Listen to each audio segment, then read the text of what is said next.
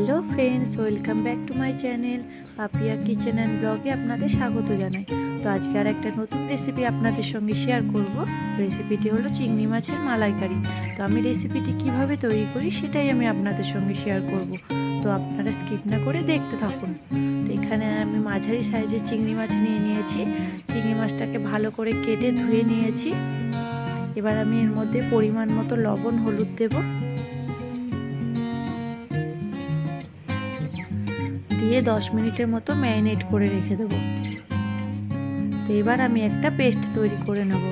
তো এখানে অল্প রসুন নিয়ে নিয়েছি, পরিমাণ মতো কাঁচা লঙ্কা, পরিমাণ মতো আদা কুচি আর কিছুটা পেঁয়াজ কুচি দিয়ে একটা পেস্ট তৈরি করে নেব। তো আমার পেস্টটা রেডি হয়ে গেছে। এবার আমি মালাইয়ের দুধটা তৈরি করে নেব। তো এখানে আমি গরম জল বসিয়ে দিয়েছি। এবার নারকেলের দুধটা ভালো করে বার করে নেব।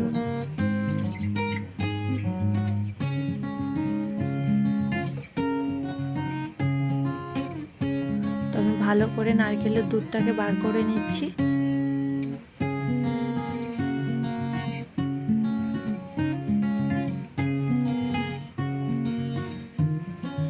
এবার আমি এটাকে ছেঁকনিতে ছেঁকে নেব।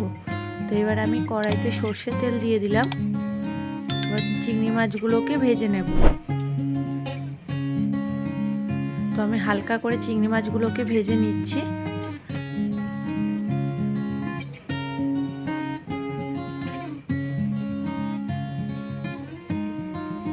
কার কার চিংড়ি মাছের মালাইকারি খেতে ভালো লাগে অবশ্যই কমেন্ট করে জানাবে।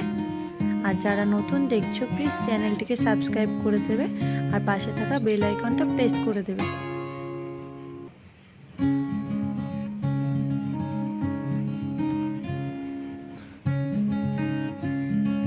তো চিংড়ি মাছগুলো আমার ভাজা হয়ে গেছে। এবার আমি নামিয়ে নেব। এবার আমি এর মধ্যে আর একটু তেল দিয়ে ফোড়ন দিয়ে দেব।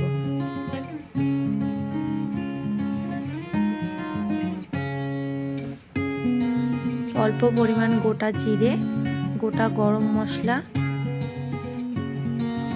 একটা তেজপাতা আর একটা শুকনো লঙ্কা ফোড়ন দিয়ে দেব।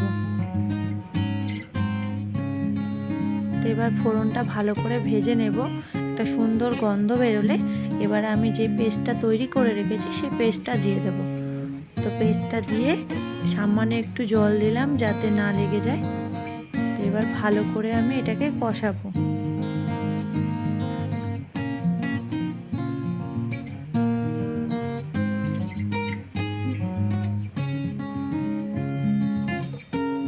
তো এবার আমি এর মধ্যে পরিমাণ মতো লবণ, পরিমাণ মতো হলুদ গুঁড়ো আর কাশ্মীরি লঙ্কার গুঁড়ো দিয়ে দেব। কালারের জন্য কাশ্মীরি লঙ্কার গুঁড়ো দিয়ে দিলাম। তো এবার আমি ভালো করে মশলাটাকে কষিয়ে নেব।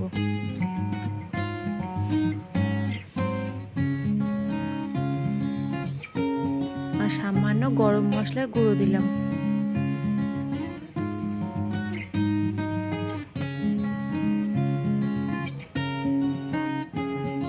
তো ভালো করে তেল ছাড়া অবধি কষিয়ে নেওয়া হয়ে গেছে। এবার আমি যেই নারকেলের দুধটা রেডি করেছিলাম তো অল্প একটু ওই দুধটা দিয়ে ভালো করে কষিয়ে নেব। আরও কিছুক্ষণ কষিয়ে নেব। তো দেখো কত সুন্দর কালারটা হয়েছে।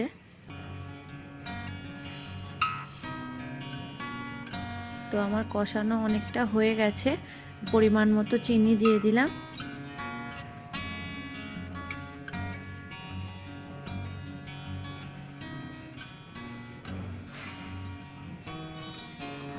তেল ছেড়ে এসছে মশলা থেকে।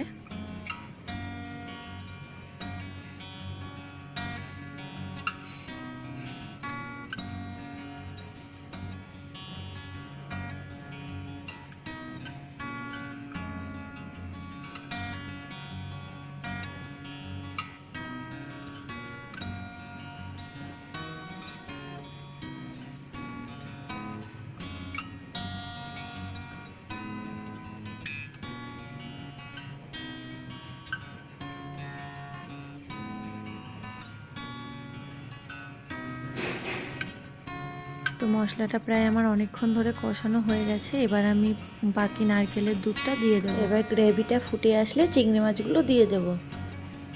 ভালো করে মশলাটা এবার আমি চিংড়ি মাছগুলো দিয়ে দেবো।